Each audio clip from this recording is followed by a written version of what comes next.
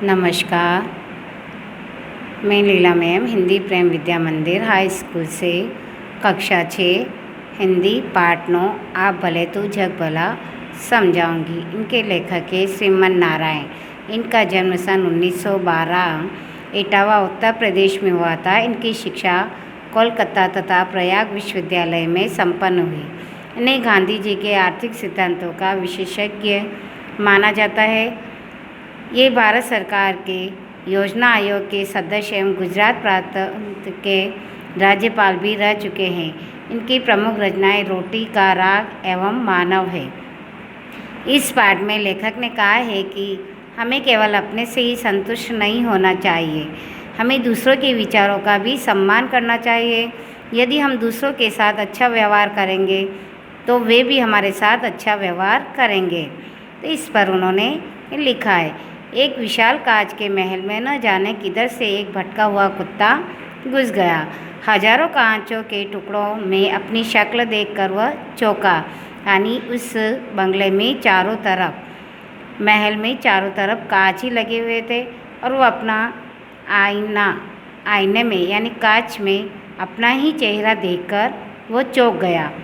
जिसने जिधर नज़र डाली उधर ही हजारों कुत्ते दिखाई दिए। यानी जिस तरफ वह देखता था उस तरफ उसका चेहरा ही दिखाई देता था। वह समझा कि ये सब उस पर टूट पड़ेंगे, उसे मार डालेंगे।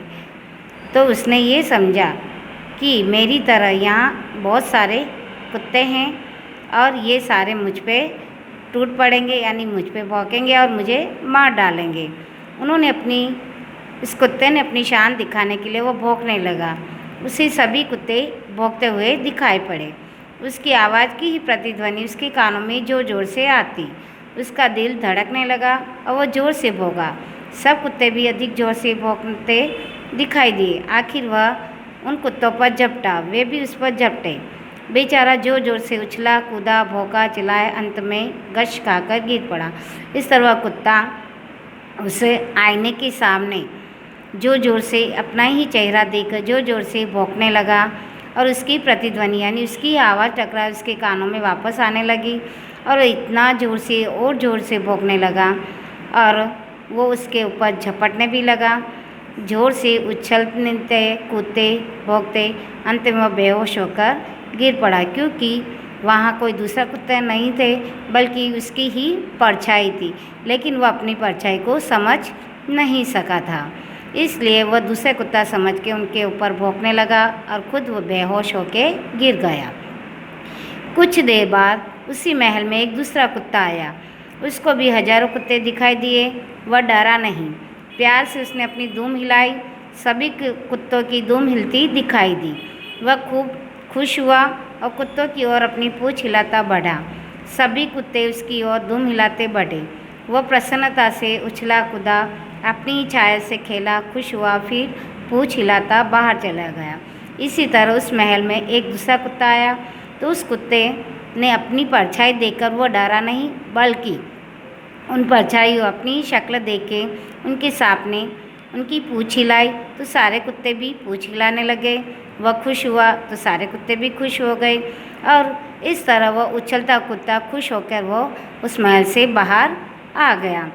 जब लेखक कहते हैं कि वो मित्र के साथ हमेशा परेशान अपने मित्र को परेशान, नाराज और चिड़चिड़ाते देखता है, तब इसी किस्से का स्मरण यानी उस किस्से का याद आ जाती है और उनको उसी कुत्ते की मिसाल भौंकने वाले कुत्ते से नहीं देना चाहता। यह तो बड़ी अशिष्टता होगी, पर इस कहानी से वे चाहे तो कुछ सबक जरूर सीख सकते हैं। यानी लेखक श्रीमन नारायण अपने मित्र के बारे में कहते हैं कि उनके मित्र का स्वभाव भी कुछ पहले कुत्ते जैसा ही था, लेकिन वो चाहते तो दूसरे कुत्ते जैसे भी बन सकते थे। दुनिया कांच के महल जैसी है। लेखक ने कहा है कि दुनिया कैसी है, कांच के महल जैसी है। अपनी स्वभाव की छाया उस पर पड़ती है। जैसा अपना स्वभाव होगा वैसे ही उसको दिखाई देगा। अब भले तो जग भला, यानी आप अच्छे हैं तो ये दुनिया अच्छी है, अगर आप बुरे हैं तो ये दुनिया बुरी है। आप बुरे तो जग बुरा। अगर आप प्रसन्नचित्त रहते हैं दूसरे के दोषों को न देखकर उनके गुणों की ओर ध्यान देते हैं तो दुनिया भी आपसे नम्रता और प्रेम का बर्ताव करेगी। जैसे आप दूसरों के साथ व्यवहार करोगे वैसे ही दूसरे भी आपके साथ व्यवहार करेंगे। अगर आप हमेशा लोगों के ऐबों की ओर देखते हैं यानी उनके व्यवहार की तरफ देखते हैं, उनके गुणों की ओर देखते हैं और उन्हें अपना शत्रु समझते हैं और उनकी ओर भोका करते हैं यानी उनकी तरफ बोलते हैं, तो फिर वे क्यों ना आपकी ओर गुस्से से दौड़ेंगे। यानी दूसरे की गलतियां जब तुम ढूंढोगे कि दूसरों की गलतियां ही तुम बताओगे तो दूसरे भी तुम्हारी गलतियों की तरफ आँख उठाएंगे, तुम्हें बोलेंगे और तुम्हें भला बुरा भी कहेंगे। ऐसे ही अंग्रेजी में एक कहावत है, अगर आप हंसेंगे तो दुनिया भी आपका साथ देगी, पर अगर आपको गुस्सा होना और रोना ही है तो दुनिया से दूर किसी जंगल में चले जाना ही हितकर होगा। अमेरिका के मशहूर नेता अब्राहम लिंकन से किसी ने एक बार पूछा, अपनी सफलता का सबसे बड़ा रहस्य क्या? तो उन्होंने जरा देर सोचकर उत्तर दिया, मैं दूसरों की अनावश्यक नुक्ताचीनी कर उनका दिल नहीं दुखाता। यानी मैं दूसरों की बुराई करके उनमें गलतियां निकाल कर उनका दिल, उनका हृदय नहीं दुखाता हूँ। तो उनके लेखक के मित्र की यही खास गलती थी कि वे दूसरों का दृष्टिकोण समझने की कोशिश नहीं करते। दूसरों के विचारों की, कामों की, भावनाओं की आलोचना ही अपना परम धर्म समझते। यानी दूसरों के कामों में गलतियां निकालना, उनकी भावनाओं की आलोचना करना, वो ही अपना धर्म समझते थे कि मैं अपना धर्म निभा रहा हूँ, यानी उनकी गलतियां निकाल कर। लेकिन वो शायद ये भूल जाते थे कि ईश्वर ने उन्हें लोगों को सुधारने के लिए ही भेजा है, और वे भूल जाते कि शहद की एक बूंद ज़्यादा मक्खियों को आकर्षित करते बजाय एक से जहर के। यानी वो ये भूल जाते हैं कि शहद जहाँ होता है वहाँ एक बूंद शहद हो, वहाँ बहुत सारी मक्खियों को आकर्षित कर देता है, परंतु एक से जहर सारी मक्खियों को नष्ट भी कर सकता है। दुनिया में पूर्ण कौन है? यानी दुनिया में पूरा कोई नहीं है, हर एक में कुछ न कुछ त्रुटियां है, यानी गलतियां रहती है, कोई पूरा नहीं है। प्रत्येक व्यक्ति से गलतियां होती है, फिर एक दूसरे को सुधारने की कोशिश करना अनुचित ही समझाना चाहिए। यानी प्रत्येक व्यक्ति में गलतियां होती है, वो उसको सुधारने की कोशिश भी करता है, ऐसा ईसा ने कहा था। लोग दूसरों की आँखों का तिनका तो देखते हैं पर अपनी आँखों की शहतीर को नहीं देखते हैं। ईसा ने क्या कहा कि जो दूसरों की आँखों का तिनका यानी दूसरों की गलतियां तो ढूंढता है, लेकिन अपने आँख की शहतीर, अपने आँख में जो कांटा है उसको नहीं देखता। यानी अपने अंदर जो गलतियां है वो दिखाई नहीं देती। दूसरों को सीख देना तो बहुत आसान काम है, यानी दूसरों को समझाना तो बहुत सरल है, लेकिन अपने ही आदर्शों पर स्वयं अमल करना कठिन है। यानी उन गुणों को अपने अंदर, अपने मन के अंदर उतारना, उनके ऊपर अमल करना, यानी उनके उन गुणों के अनुसार चलना, ये बहुत कठिन है। अगर हम अपने को ही सुधारने का प्रयत्न करें और दूसरों के अवगुणों पर टीका टिप्पणी करना बंद कर दें तो अपने मित्र जैसा हमारा हाल कभी नहीं होगा। तो लेखक ने ऐसा कहा है कि जब तक हम अपने आप को सुधारने का प्रयत्न नहीं करेंगे, हम दूसरों में गलतियां ढूंढना बंद नहीं करेंगे, तो उनका हाल भी कैसा होगा? उनके मित्र की तरह ही होगा। इसी सिलसिले में एक बात और, आप तो दूसरों की नुक्ताचीनी नहीं करेंगे, ऐसी उम्मीद है। लेखक कहते हैं कि इसी सिलसिले में एक बात कहता हूँ कि आप दूसरों की गलतियाँ नहीं ढूंढेंगे, ऐसी उम्मीद लेखक रखते हैं। पर दूसरे ही अगर आपकी नुक्ताचीनी करना ना छोड़े तो के मित्र अपनी बुराई या आलोचना सुनकर आग बबूला हो जाते हैं। भले ही वह दुनिया की दिन भर बुराई करते रहें, पर आपके लिए तो ऐसे मौके पर दादू की पंक्तियाँ गुनगुना लेना बड़ा कारगर होगा।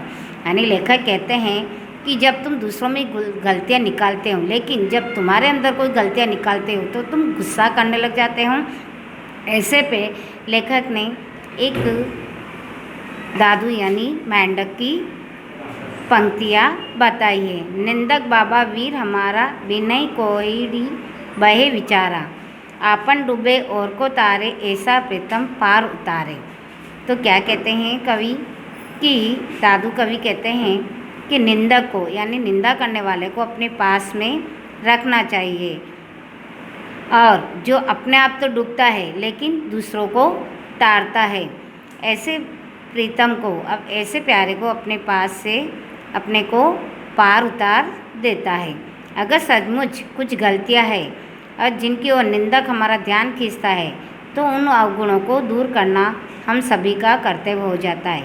कोई हमारे अंदर गलतियां निकालता है तो उस गलतियों को हमारे अंदर से दूर करना ये हमारा कर्तव्य हो जाता है। जिसने उनकी ओर ध्यान दिलाया उसका उपकार ही मानना चाहिए। जो हमारी गलतियां निकालता है तो उसका हमें उपकार मानना चाहिए, नहीं कि उनको बुरा कहना चाहिए, क्योंकि हमारे अंदर जो अवगुण है वो हमें तुरंत दिखाई देता है। एक दिन एक सज्जन से कुछ गलती हो गई तो उनके मित्र तुरंत बिगड़ कर बोले, देखिए महाशय, ये आपकी सरासर गलती है, आइंदा ऐसा करना तो ठीक नहीं होगा। बेचारे महाशय जी बड़े दुखी हुए, उनका अपमान हो गया, मन में क्रोध जागृत हुआ और बिना कुछ उत्तर दिए ही उठकर चले गए। दूसरे दिन लेखक ने उन महाशय जी से एकांत में कहा, देखिए गलती तो सभी से होती है, ऐसी गलती मैं भी कर चुका हूँ, दुखी होने का कोई कारण नहीं। आप तो बड़े समझदार हैं, कोशिश करें तो यह क्या बड़ी से बड़ी गलतियाँ सुधरी जा सकती है, ठीक है ना। इस तरह लेखक उनको महाशय को समझाते हैं कि गलतियाँ सबसे होती है, लेकिन उस गलतियों को सुधारा भी जा सकता है। उनकी आंखों में आंसू छल चला आए, बड़े प्रेम से बोले, जी हाँ, मैं अपनी गलती मानता हूँ, आगे भला मैं वही गलती क्यों करने लगा, पर कोई मोहब्बत से पेश आए तब न। यानी वो लेखक महाशय कहते हैं कि अगर कोई मोहब्बत से प्रेम से मुझे कहते तो मैं मान लेता, लेकिन आदमी प्रेम का भूखा होता है। जब सरदार पृथ्वी सिंह ने हिंसा का मार्ग त्याग कर अपने को बापू के सामने अर्पण कर दिया, तब बापू को बहुत खुशी और संतोष हुआ।